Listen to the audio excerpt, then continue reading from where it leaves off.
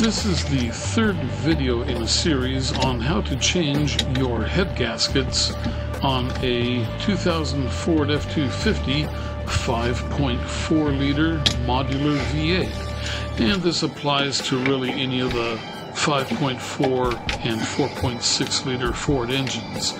So we are continuing this video. We left off in the last one where I tested the compression in all of the cylinders so that I would have a baseline to compare the compression when I have the new head gaskets installed. The compression readings were between 185, 190, and 200 pounds per cylinder, and that's roughly about a 10.1 compression ratio. So enjoy the video here. Give a like, leave any comments or questions, share it if you know somebody who would benefit from this, and I would appreciate if you would subscribe if you like getting my how to fix your truck and go camping traveling videos. Alright, enjoy the show. See you on the next one. Of the reservoir here, and that'll take a little while.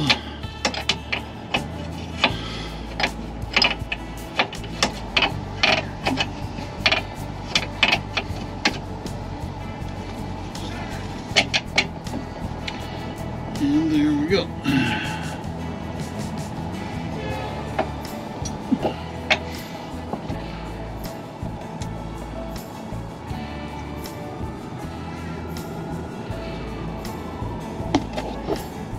So far so good. Let's get this one.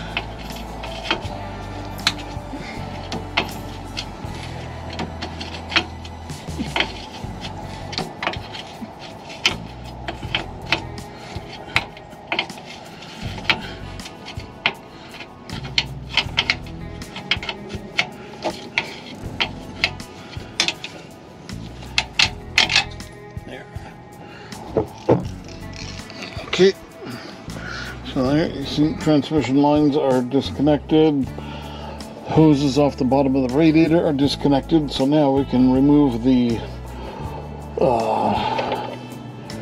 reservoir and the fan, the shroud, the radiator, and then we can start digging into the engine. While I'm removing the reservoir, I'll just say that this whole problem started while we were on our cross-country trip to Arkansas to view the solar eclipse. Check out that video. But we were about 100 and some miles from home when the water pump failed on us. So we had a boil over, and we pulled over almost immediately, put in a new water pump the following morning, and things seemed okay, but as time went on, the leaks began to appear, and first it was the coolant, and then it began to have oil leaking.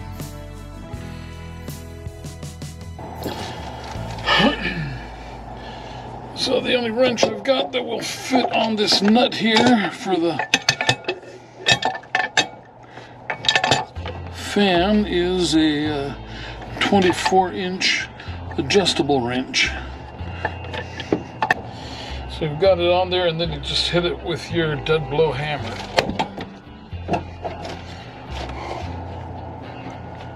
And there you go. One swipe, and it's off. And then now you have to loosen that off. There.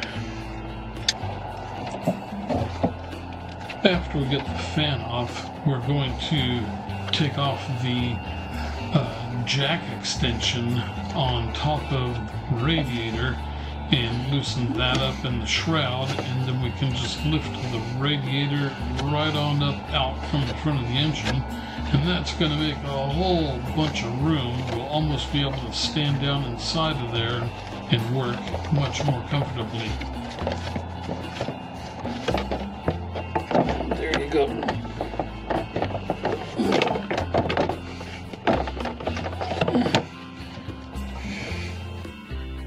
We have removed the fan, and now we need to take off the jack extension bracket that's on top of the radiator, and those brackets also hold the radiator in place.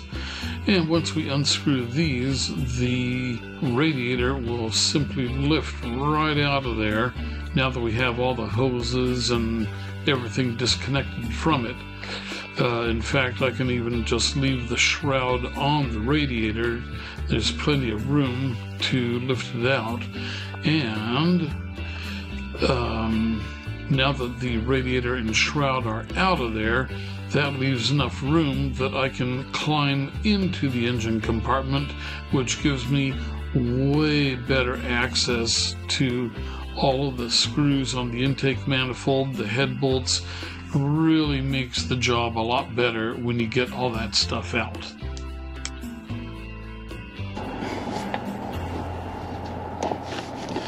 Okay, and lift up.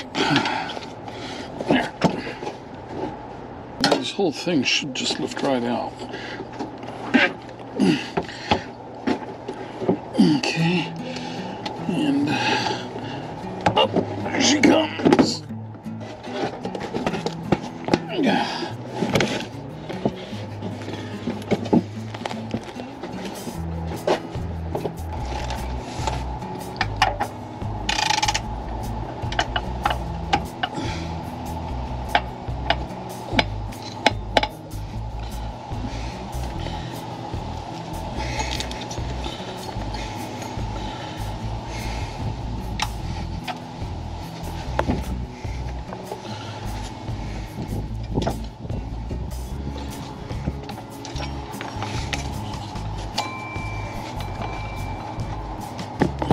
Okay, and so we just took out the serpentine belt. You just take a 1/2-inch socket, put it in there, push down, and that loosens it up so you can pull it off the alternator and then unwrap it.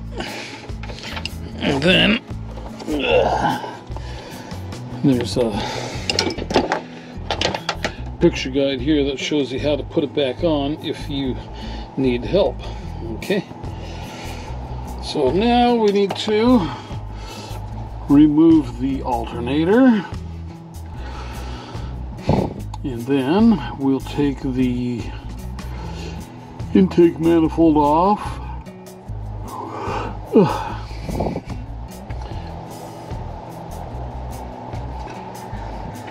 Disconnect all the stuff going to the throttle body and the manifold, unhook the fuel lines. So yeah, let's get hopping. Some help.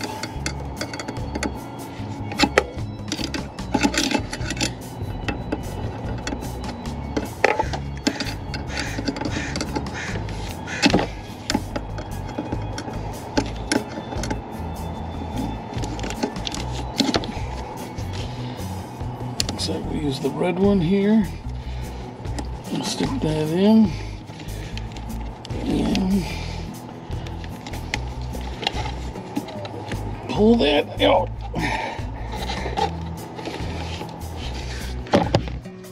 Come on. There. Okay, there's that one.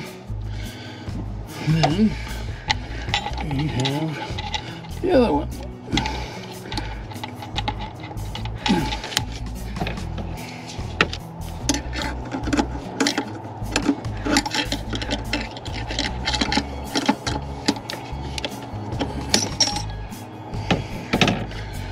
That clip off, and that is the larger.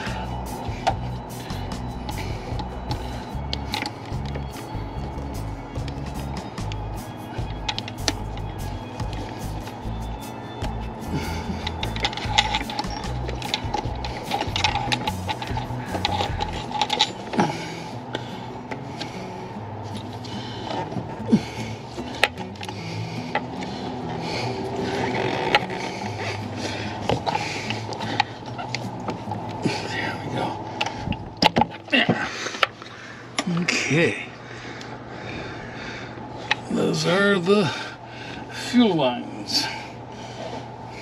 So I'm trying to show you the cables here. You see the throttle cable has a ball or knob on the end. You gotta bring the throttle all the way out and pull the cable out through the side here. Then you've got this one here, and if I remember, it was like unpops or something like that. What was some kind of a trick on this? It just slides up. There you go. It just slides up. It's got an open end there, so it slaps on and then pops up. Okay, that disconnects our cables.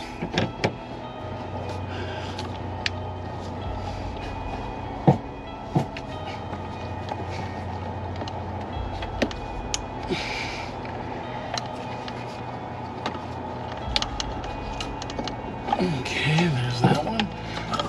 And this one here. That there. What? If you want. So do you want it just mailed in just this envelope with a certified sticker? Or if you want, I can have No, that's fine. I can put it inside a priority mail. No, this is fine. Envelope this size. That's You're not worried fine. about this ripping? No. No, I've mailed them many times.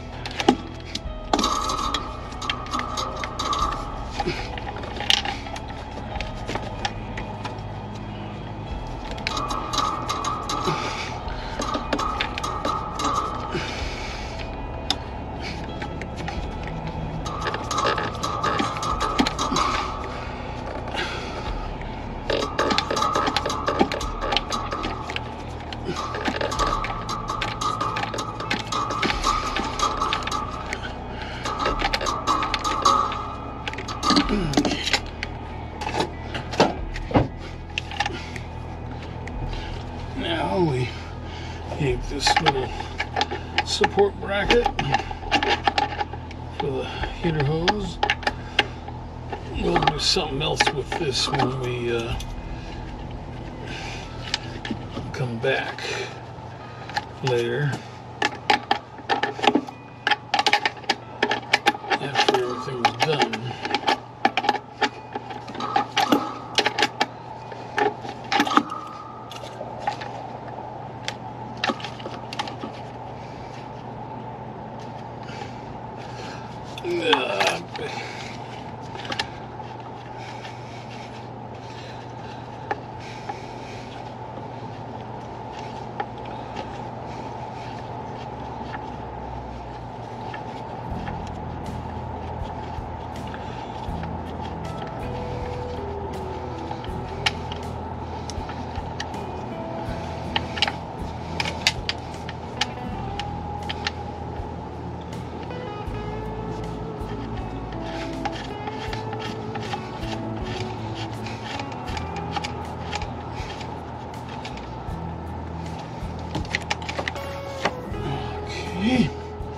This here is all the hoses for vacuum sensors, atmospheric, and anything that is using the vacuum of the engine. This back here is the cable for the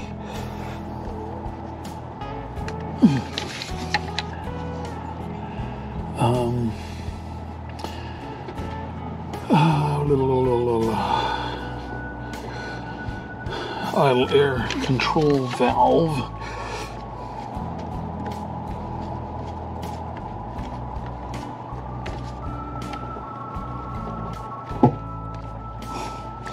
It's right at the edge of my reach.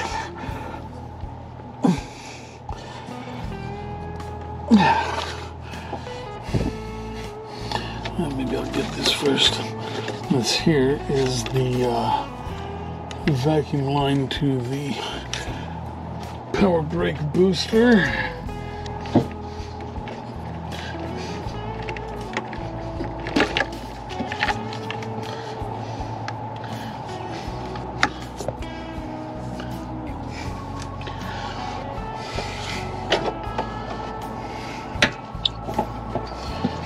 We are going to remove the alternator now, and there are 3 bolts on the alternator.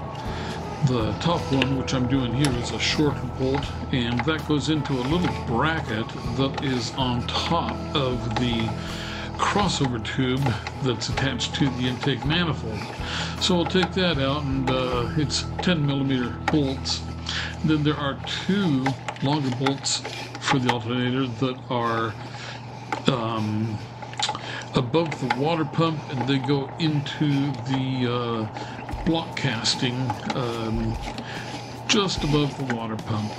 And so you see I'm taking out the first one now, and the serpentine belt, we've already got that out of there, so the alternator is just free. Now I'm working on the second bolt, and after that's out here in just a second, then we will tip the alternator forward and get I think it's an 8mm bolt that holds the power wire from the alternator to the battery onto the back of the alternator. So we're going to yank that out of here in a second, and that will kind of be it for the day. And coming up is a preview of what I did the next day. I have to re-record some of it because good old GoPro had a problem. Alright kids, so today we are going to pull off the valve covers right and left. I'm going to pull off the intake manifold. We're going to remove the center bolt from the harmonic balancer. We're going to remove the power steering pump, and we have to remove this one last pulley here to get to that one bolt behind it. So we are moving along, and then I think for kicks I'm also going to maybe replace my power steering pump, air conditioning compressor, because I'm losing coolant in here somewhere, and that's probably the most likely culprit. But it could also be one of the many O-rings in the system here too. And then over here in this little area we have the orifice tube, which that could also be plugged up. So oh wait, no, I'm sorry, not here, it's down here, this section. You use a spring clip to release this here, and then the orifice tube is inside here. It pushes in, and there's a stop right there, okay? This is where the magic happens. This is where the high pressure comes in and the low pressure begins. Low pressure is where the orifice tube blows it into the evaporator, and then this is the return on the evaporator. It goes into the accumulator bottle, gets filtered and dried out, and then out of the accumulator down to the pump, from the pump over to the condenser, and from the condenser back to the pump, and then it comes back up here under high pressure through the orifice tube and starts the cycle again. So we're gonna change all the O-rings in the system, and hopefully that will take care of it.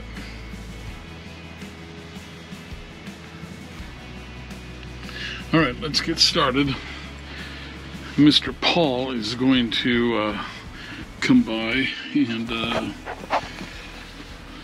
offer some moral support and probably steal the pop, but I'm not going to make him work or anything.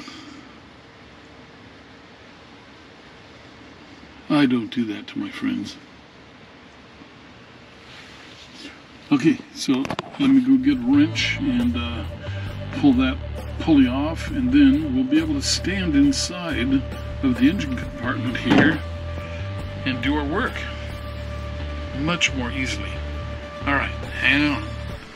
Alright, this is the engine with the intake manifold off. That will be in the next video. And I'm going to explain to you some of the problems that came up as I was looking at the engine and discovered what happened with my water pump getting plugged up and overheating, which basically caused all the problems. Come back tomorrow. We'll see you then.